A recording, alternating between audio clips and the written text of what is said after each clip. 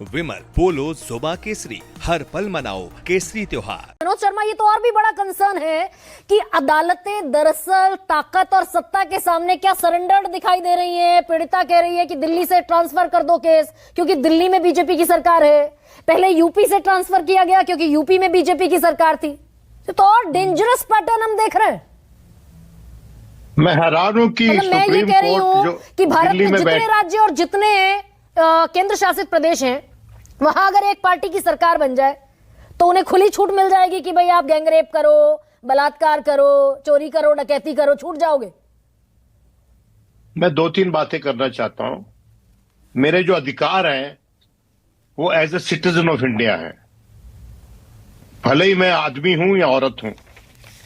और बाहसियत आदमी मैं आज के दिन ये कहना चाहता हूं कि इस औरत को इंसाफ मिलना चाहिए as a citizen and as on account of being the gender which is requires protection.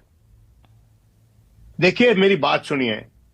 बहुत बरस पहले एक केस आया था, उसमें हेडलाइन छपी थी मीडिया में, nobody killed Jessica Lal. Jessica, yes. वो उस हेडलाइन ने आत्मा हिला दी थी इस देश की।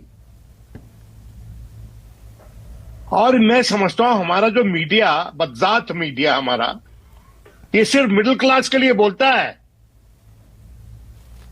ये गिरे पिछड़ों के लिए नहीं बोलता। इनको शर्म नहीं आती।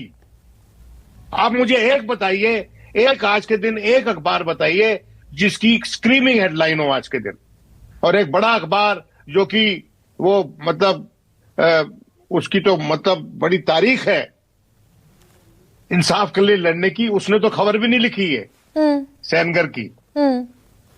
और कोई बता दे इससे बड़ा मखौल और क्या होगा कि जो महिला, जो बच्ची पिछले 8 साल से इंसाफ की जंग लड़ रही हो, खानदान उसका तबाह हो गया हो, किसने मारा, किसने ट्रक भिड़ा दिया गाड़ी में, किसी को कुछ पता ना हो, इन्वेस्टिगेशन हो नहीं रही हो, एफआईआर 9 महीने तक लॉन्च ना हुई हो, उस लड़की को कोर्ट दरअसल 8 साल बाद ये कह रहा है कि जो दोषी है उसने गंभीर यौन अपराध किया ही नहीं।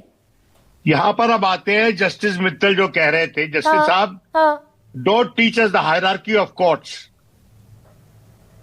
It is only on paper sir, there is a social hierarchy, please understand.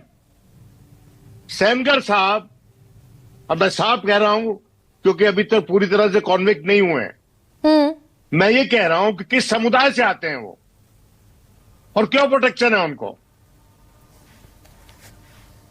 ये सवाल कोई पूछ ही नहीं रहा आज के दिन।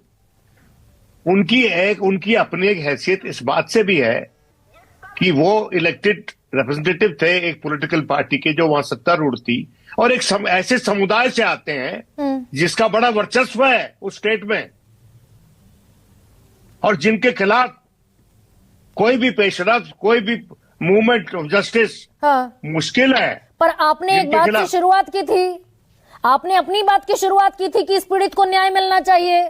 भाई जब हम इस हालत को जगाते हैं, न्याय मिलना चाहिए, जुडिशरी पर भरोसा रखते हैं, तो सर बिल्किस बानो को याद करना जरूरी हो जाता है ना फिर।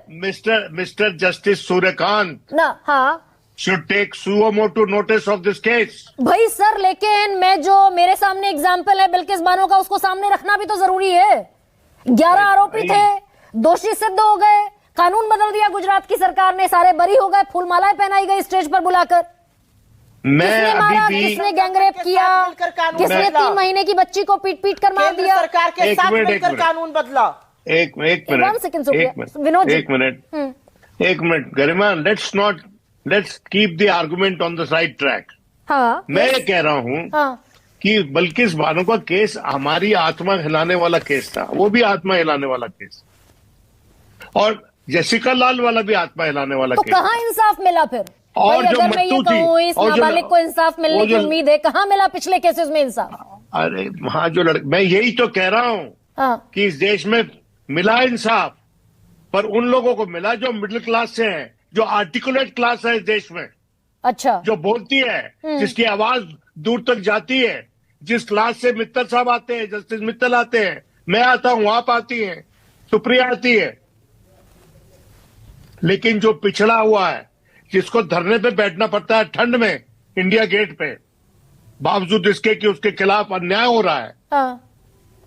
उसके बारे में किसी अखबार ने लिखा? आज मुझे अच्छा, बताओ। आप दरअसल इसको दूसरे नैरेटिव पर ले गए। मैं लौटूंगी